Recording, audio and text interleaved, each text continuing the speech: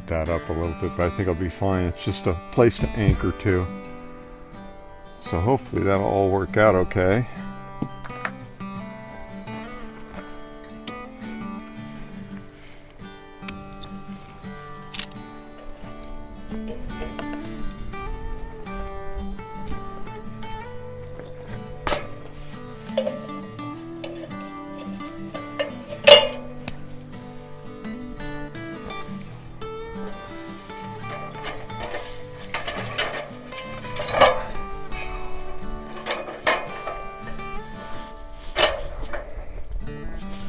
That again.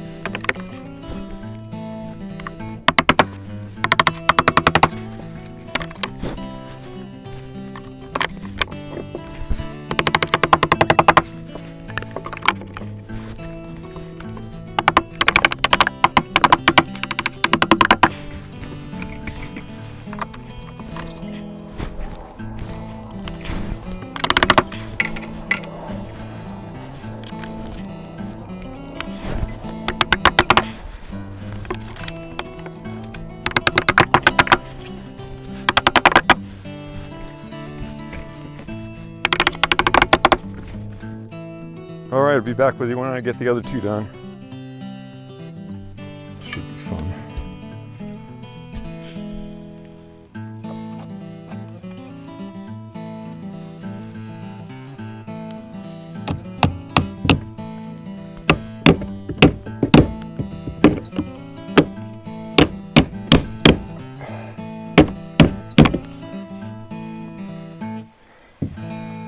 said it wasn't going to start snowing till 9 o'clock tonight, but I don't know how they would get that right anyway.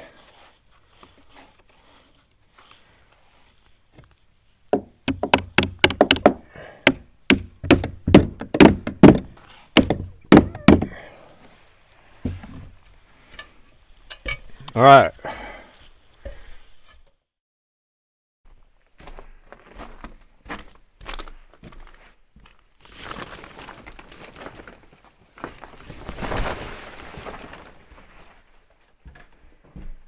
Since it's the end of the day, it's getting dark out, I thought I would talk about something here that's been in my pocket. A little light called the WUBEN X4 Compact Multifunction Flashlight, or ECL, Easy Carry Light. It's a medium-sized light that's about 5 ounces with a battery, and it hits hard up to 1500 lumens. It's got turbo with a beam that reaches up to 200 meters plus. That's plenty of checking the road, or the spring, or just finding my way around the off-grid property at night. The main beam here, and you have your settings right here. So you have lockout, flood, that's this part right here. And then you've got the main beam, and then you got moonbeam. Let's go up to main, and you power it right there. So instead of a fixed low, medium, and high steps, it's stepless dimming, so I can roll it from 5 lumen moonlight all the way up and stop exactly where I want it. If I need an instant punch, I just hit the tail switch, and that gives me turbo. And a quick double press gives me strobe. If I slide the switch up one notch and I get the side light, so go all the way back down here, and we want this side light, which is the floodlight. There it is right there. This has it's a built-in diffuser on here, which is nice because now if it was dark here, let's do something. Let's see if I can get it a little bit dark here. And I'll turn this up, and you can see how that kind of works here with this guy right in front here.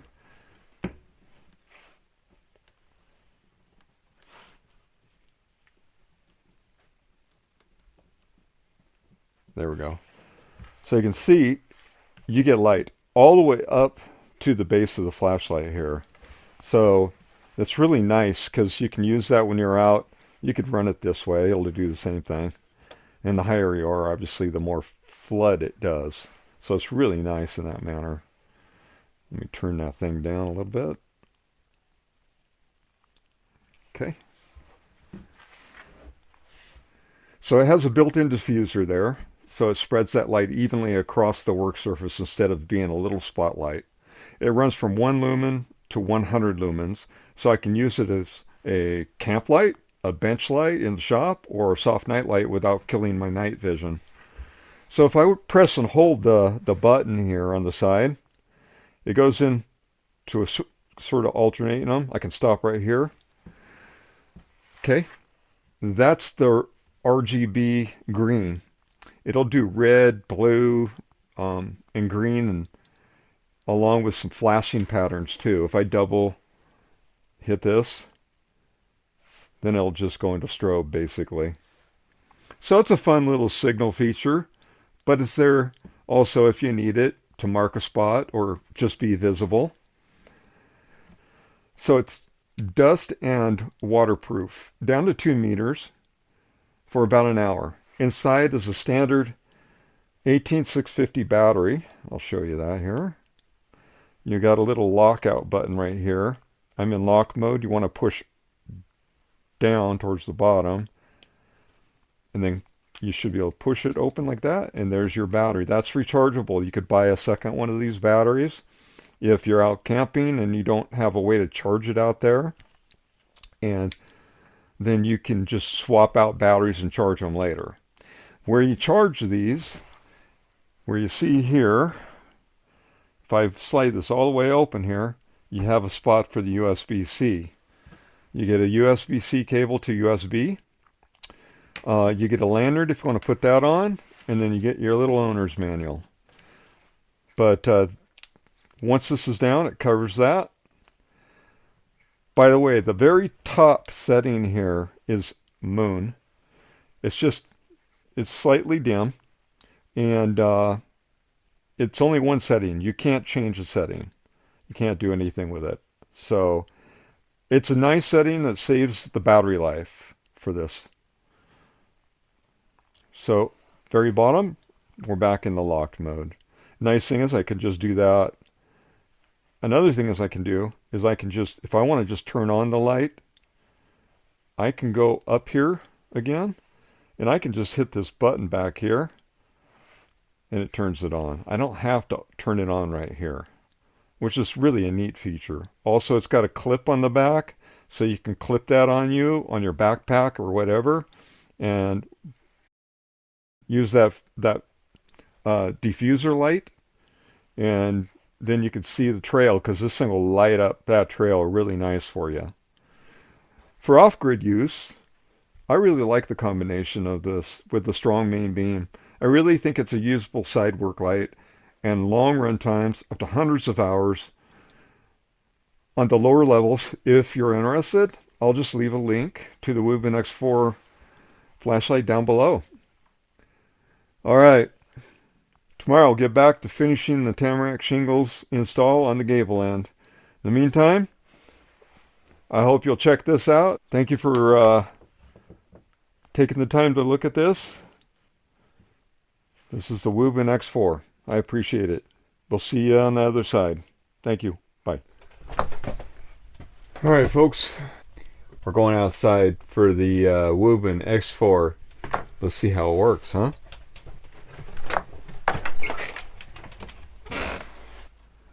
Alright, so here we go. Taking a walk out here. Yeah, I know.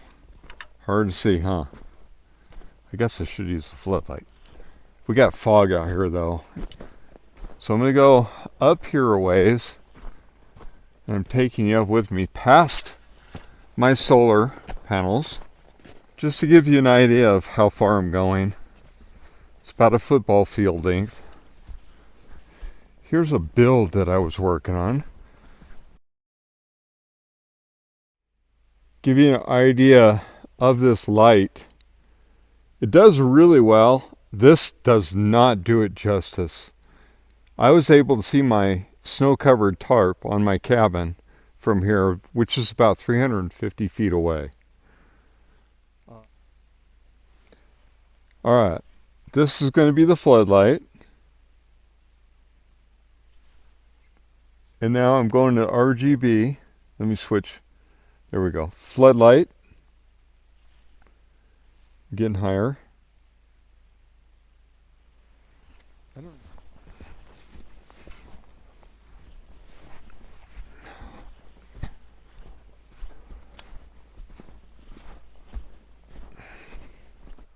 Nice, huh? That's the main light doing that. Let's try the flood. It lights up great. I wish you could see it in the camera, but what you're seeing in the camera, those 3 logs or pieces of wood, are much brighter than what's in this film. I am sorry. This is I got a new camera coming. That's all I can say. I have a better camera that will run better at night, so I apologize for that. But this flashlight is working fantastic. So I just shut her off, obviously. Let's go on inside. Now you can register, right? Frosty.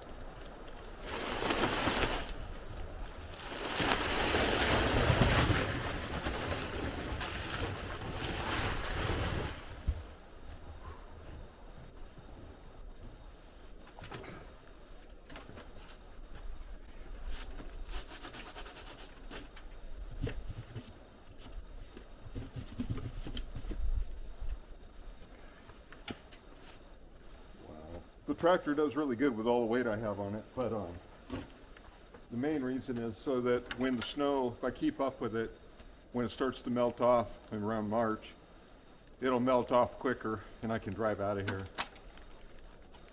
Oh.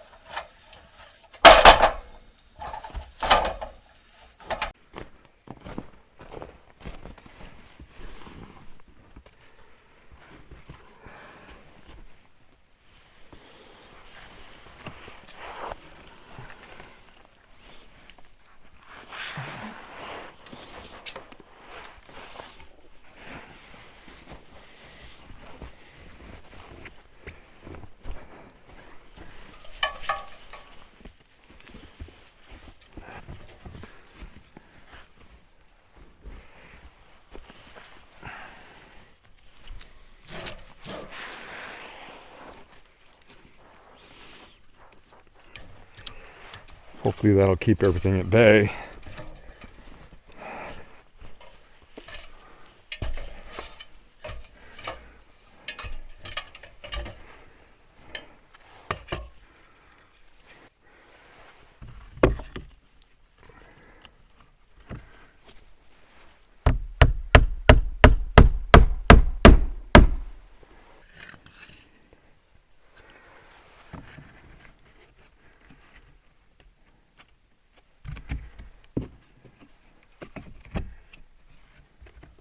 All right, good morning, another day. Thought before I got back to the gable ends, I would try to bring my truck up my driveway. I can't go down. Even though I've scraped it, it's still slick.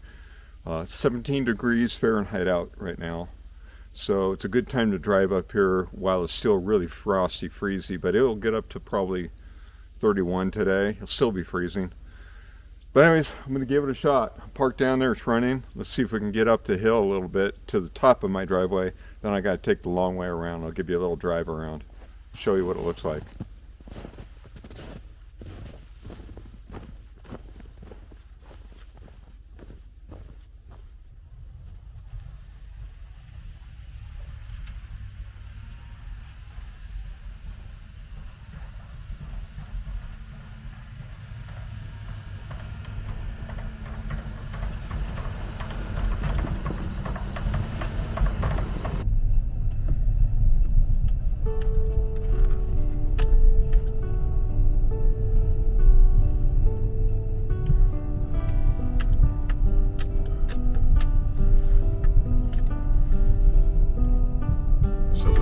Here to the private road just outside my gate that's between my two properties, and we'll make a left.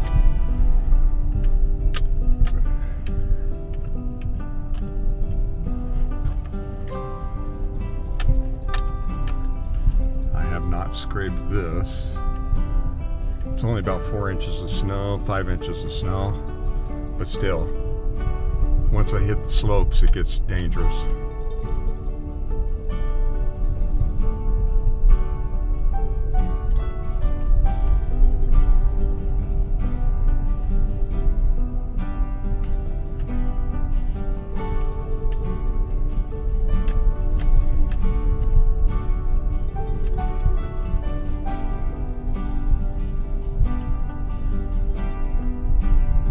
Still going through my property here.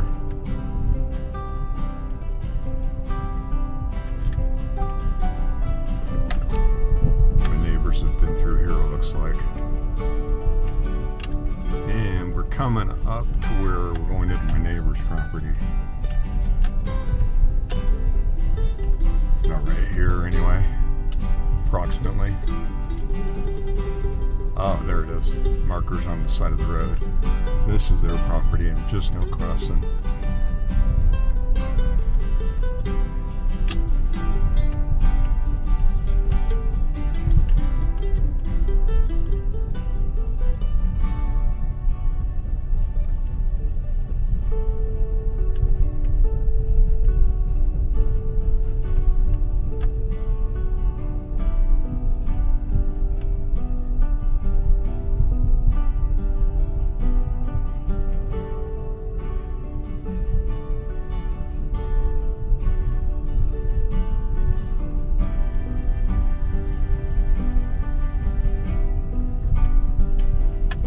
I did tell my neighbor he could park down.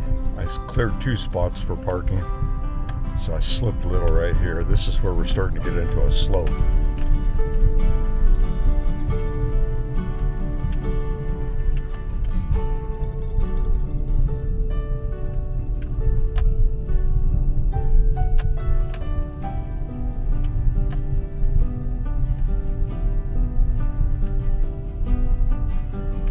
But it's much steeper on my driveway, and then there's many roads through here for a couple miles that are pretty darn steep.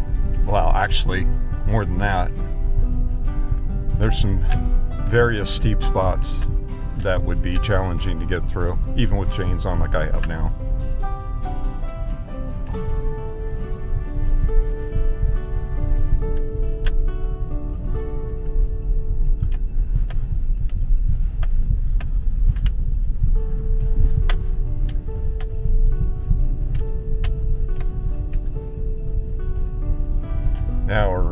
on another private road between my lower property and the very bottom of my property across the creek. Of course, she didn't see me take anything dangerous. I took the best route, but there's no way to get around steep declines on the way out of here. I am on a mountain.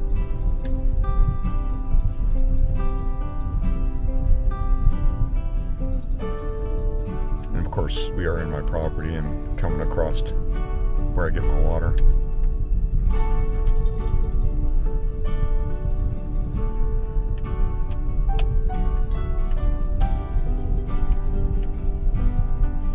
I gotta close my gate so I can pull up the way I want.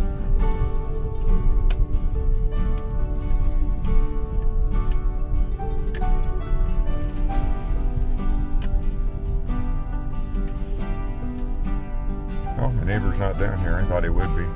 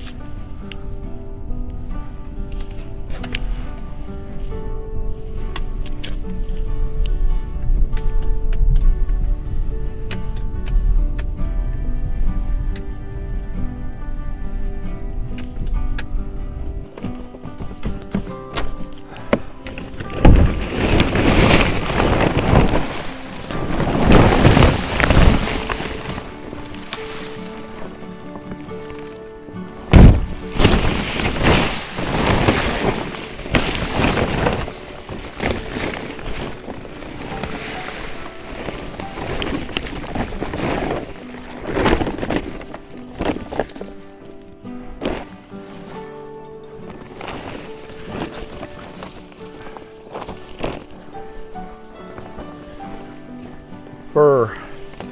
Just got a bunch of snow down my neck. Need to trim the branches. Woo! Burr. Anyways, I do this to keep basically so I can clean it off really quick and easy. And it's worked pretty good so far, as long as I don't get a ton of snow. That's bound to happen. That's what happens around here. We get, on average, 4 to 6 feet of snow every year. Possibly more this year.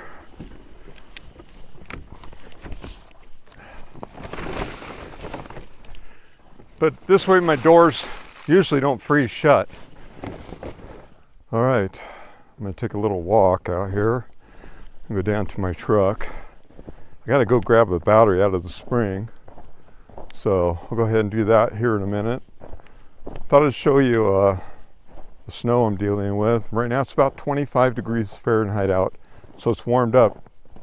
Since this morning it was 17 degrees Fahrenheit when I woke up.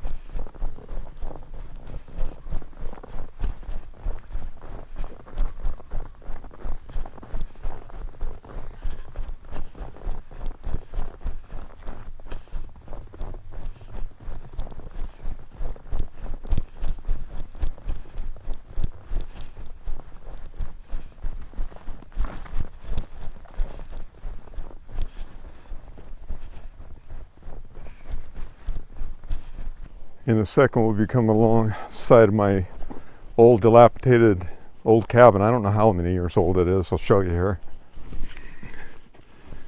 I've done a little walk around this thing. It's collapsed. I am told there's not only this cabin here, there's another building off to the end. Then across the way here, where my solar and stuff is, there's another area, a bunch of brush and stuff, and you can see there's a foundation in that area. And I was told it was a school at one time.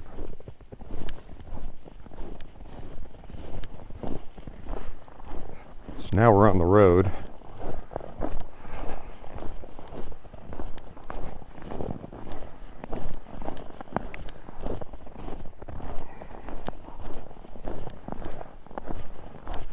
Hard to see, but part of the structure of the school is right here. And that was also a log building at one time. All through this area there's some stuff in the middle.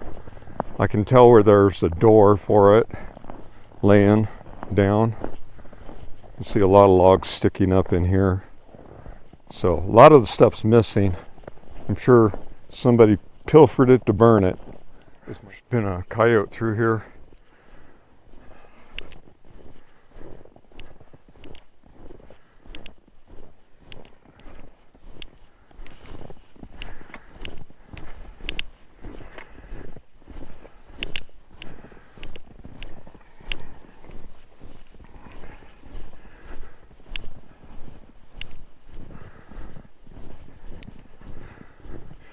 If I don't get this battery now, I won't be able to get it later.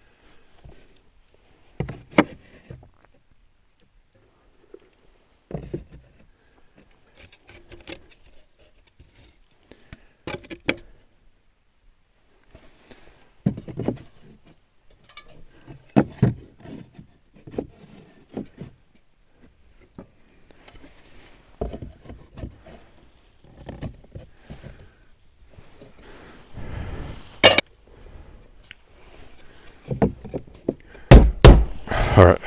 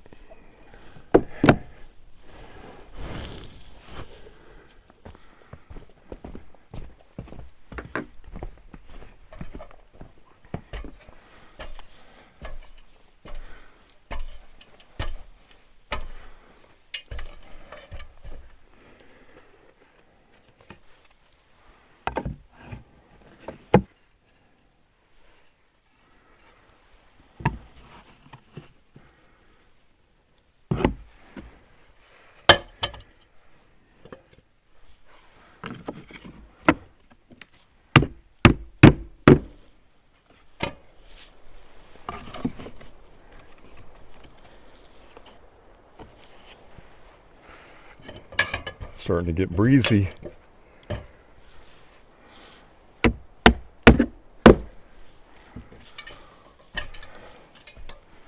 Sorry about the sun. I tried to beat the sun, but it was nice and cloudy, which made it all nice to see.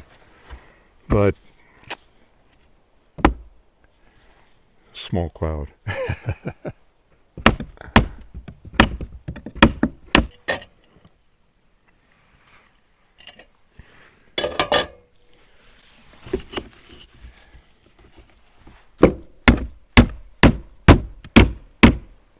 There we go. She's done. All that's left is to stain it, which means I have to pull the windows to do that, or I could stain around the windows, but I'm afraid that because the windows are white, the stain will stick to it. Possibly I'll paint them forest green, which means I'll have to take the windows apart partially to do that and mask off any of the glass and just spray it. And the stuff I have will spray, if it's any good, because it's a couple years old, but I keep it in here. It'll spray metal, plastic, and wood. It'll do all three of those and it'll work. So it's good paint. And forest green, it'll match the roof. So that's what I did, and it'll match my other windows. Not that there's any windows on this side. White looks just fine. So it's possible this is powder coated. I could just leave it like this, whereas if I spray it, even if I rough it up, it may not stick really well and then look tacky over time. So I may just pull them out, stain, put them back in, call it good. Besides that, then I can move on to the keeping the shop build going. Otherwise I'll have to stop doing that. So anyways, I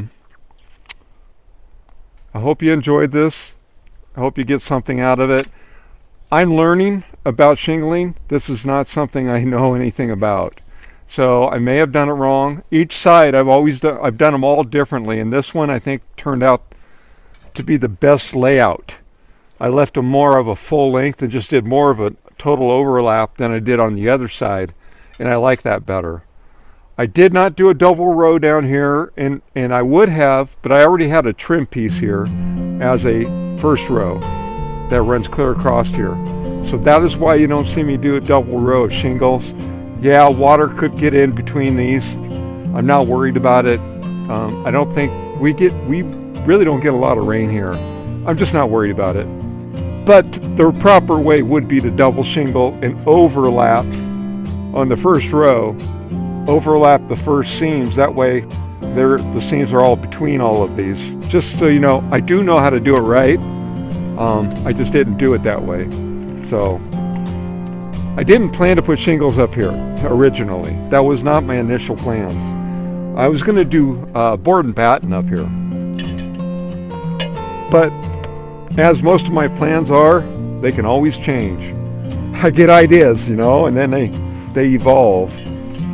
So